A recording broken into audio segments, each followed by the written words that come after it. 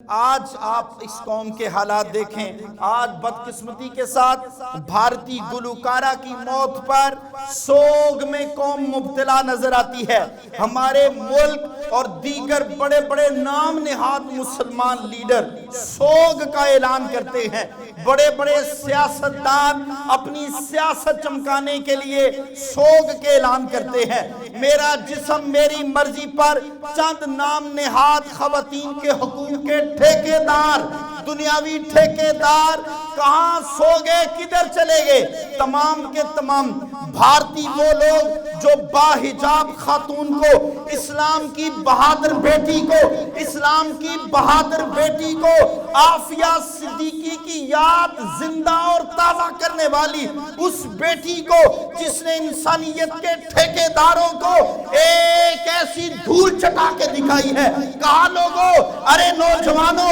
اگر تم اللہ اکبر کی صدا کائنات میں بلند کرنا چھوڑ دو گے، آپ باحجاب عورتیں اپنے گھروں سے باہر آئیں گی۔ مسلم امہ کی بیٹیاں، مسلم امہ کی وہ لڑکیاں، وہ طالبات ان یہودی سورماؤں، ان بھارتی سورماؤں کو ناکو چنے چبوانے کے لیے میدان میں اتر آئی ہیں۔ بھارتی سورماؤں کو، بھارتی ان لوگوں کو، انڈین فورسز کو، انڈین ایجنسیز کو، انڈیا کے لوگوں کو ناکو چنے چبوانے کے لیے ایک مسکان نام کی لڑکی حجاب کے اندر بھارت کی اس دہلیز پہ آتی ہے اور مسلم قوم کے نڈر سیاستدانوں کو پیغام سخن دیتی ہے۔ ارے نوجوانوں، کدھر سو گئے ہو؟ سیاستدانوں، کب تک غفلت کی نیند لیے سوئے رہو گے؟ دیکھو، حوا کی بیٹی عفت و عصمت کی اس شمع کو روشن کرنے کے لیے میدان میں اتر آئی ہے۔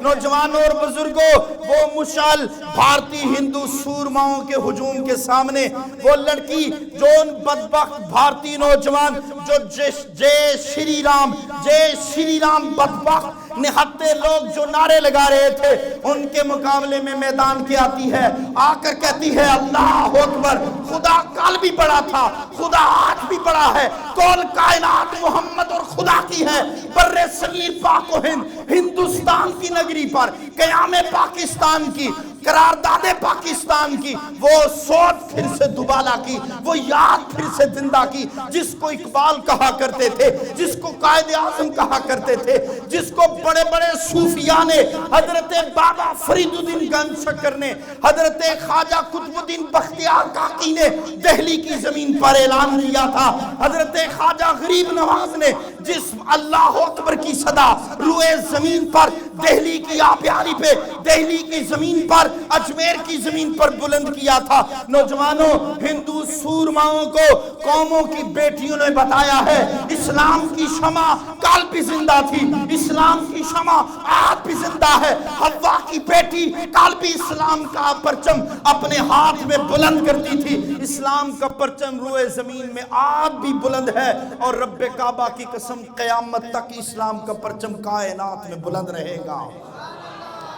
نوجوان اور بزرگوں، مسلم بیٹی کا یہی پیغام سخن آپ کو دیتا ہوں۔ باحیا عورت معاشرے میں عزت کا نشان ہوا کرتی ہے، باحیا بیٹی معاشرے میں عزت کا نشان ہوا کرتی ہے، باحیا بیوی معاشرے میں عزت کا نشان ہوا کرتی ہے، باحیا ماں معاشرے میں عزت کا نشان ہوا کرتی ہے۔ اگر بیٹی، بہن، بیوی اور ماں چاروں رشتے عزت کا نشان بن جائے، رب کعبہ کی قسم معاشرے کے اندر بے حیائی، برائی، قتل و غارت، ظلم ستہی، زنا خوری، شراب خوری، حرام خوری، بے حیائی، طائفوں کے بازار، طائفوں کے اڈے بند ہو کے رہ جائیں گے۔ رسول اللہ کا دین جو اولیاء نے، صوفیاء نے، اتقیاء نے، علماء نے، بزرگوں نے، تابعین نے، غوثوں نے، کتبوں نے، ابدالوں نے، صحابہ نے، تابعین نے، تبع تابعین نے، صحابہ کرام نے اپنے خون کی آبیاری سے، اپنے علم کی، اپنی سیاست حیائی سے،